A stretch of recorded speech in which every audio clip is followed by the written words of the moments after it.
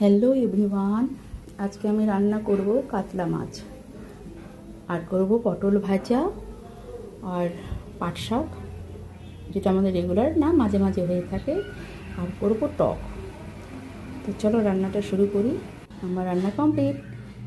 পাট শাক হয়ে গেল, পটল ভাজাও হয়ে গেল, আর সোয়াবিন দিয়ে আলু দিয়ে অল্প তরকারি করেছি, যেহেতু আমি মাছ খাবো না। আর বাড়ির বেকার সব মেম্বার যারা আছে, গরমে সব বেকার বসে আছে আর আমাদের দিয়ে খাটাচ্ছে, এরা তো একদমই বেকার।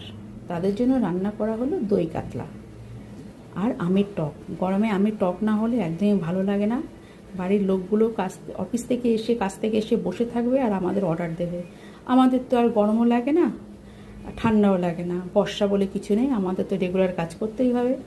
তো চলো বন্ধুরা, টাটা ভাই, সবাইকে শুভ দুপুরে শুভেচ্ছা। সবাই সুস্থ থাকো, ভালো থাকো।